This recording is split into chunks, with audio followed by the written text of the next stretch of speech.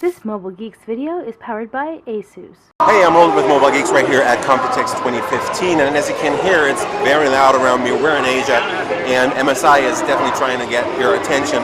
But we're at Microsoft, and I'm going to show you the new HP Pavilion 10X2, which is the follow-up to the same name model from last year, but this one hasn't only been updated design-wise, but they've also put in the new Intel Atom Cherry Trail SoCs. This should be based on the X7 Z8700, which is the higher end model. It's also in the Surface 3. I am not sure about that because the spec sheet doesn't really tell me about that, and HP hasn't released this yet.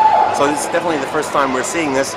The device is running 2 gigs of RAM and 32 gigs of flash storage. There will probably also be models with 4 gigs and more flash storage, either 64 or 128. We don't know about that yet, but we'll let you know as soon as we can on mobilegeeks.com. Let's take a quick tour, and as you can see, this is attached to the keyboard base with magnets, and the keyboard base is actually a fully sturdy version, not a flimsy type cover like on the Surface 3. I cannot really unlock this device because the Windows 10 version that is on here right now doesn't really run well. They haven't been able to set this up fully because they've been playing around with it for more than an hour and it hasn't been working yet. As you can see, this sports pretty much the same design as you know from the other HP tablets. So they have the 2 speakers on the top and on the bottom, or on the 2 sides.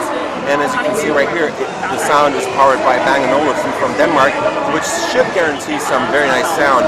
The speakers also make for a pretty wide design, although this is just a 10.1-inch screen, or at least it seems like that.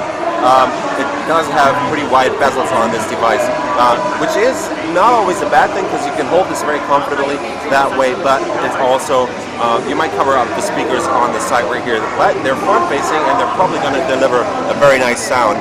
I can't tell you anything about the camera. I think it's a VGA camera or maybe a 2-megapixel cam. The screen itself, 10.1-inch, definitely an IPS panel because the viewing angles are pretty nice, and it's got a resolution of 1366 by 768. At least that is what I guess. It could also be 1280 by 800. I can't really tell you about that right now. We'll figure that out and let you know as soon as we can. Let's take a quick tour around. You can see that it's like a wedge-shaped design, but they're also cheating a bit up here because this part up here is rounded off to make it look thinner on the sides. And let's start off down here. We have a full-size USB 3 connector at the bottom right here on the right side. Right next to that is your new USB Type-C connector. So also HP is starting to implement those Type-C connectors on their tablets right here running Windows 10. That's micro HDMI out there, and that is your micro SD card slot. Up here is the Windows button, which is kind of an interesting placement right there on the side. It does click pretty nicely, though it doesn't feel very sturdy, or the quality doesn't seem to be the highest. We have a volume rocker up here, which is kind of hard to press, but we'll see. This is still a pre-production model, and it's probably going to change towards the final production models. Up top, you'll end up with the power button right here. It does turn off and on the device. Right next to that are the 2 stereo microphones on the right, towards the right of the device. And on the left side, there is nothing except for the headset jack. My guess would be that charging is realized through the USB Type-C port, which is a good thing as you can push up to 100 watts through that small port down there, so charging shouldn't be a problem and it should work out pretty fast. On the bottom, you got the docking ports.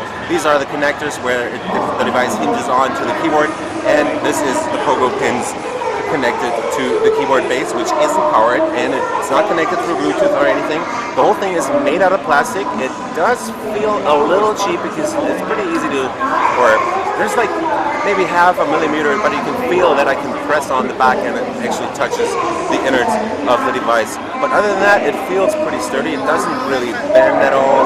Well, this thing actually does bend because it's still a pre-production model, I guess would be, and they're probably going to work on that.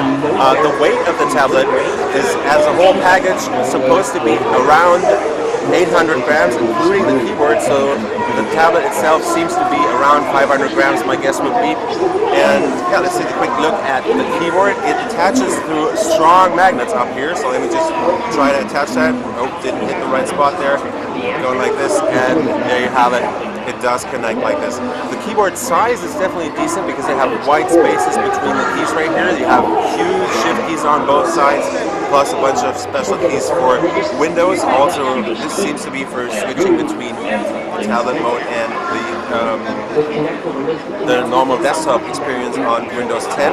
On the side, you can see this kind of reminds me of the Asus devices, or even the Acer Aspire Switch series, where you have this hinge back here that also tilts and connects to the device. There is absolutely no ports on the keyboard itself, though, which makes it pretty thin, and as you can see, you can actually tilt this way far back and it doesn't tip over, which is kind of interesting. If you fold it down, you'll end up with a tablet that is, kind of thick in the back, tapers down to the front, and that's pretty much it. So that's been just a quick look at the HP Pavilion 10X2 in the new model, based on the Cherry Trail SoCs and Windows 10 at Computex 2015, and I was rolling with Mobile Geeks, checking out this device right here in Taipei, and if you like what we do on our channel, give us a thumbs up, follow us on Twitter, Facebook, and Google+, and we'll see you later. Oh, before I forget, this thing is supposed to give you 12 hours of battery life. We'll see about that.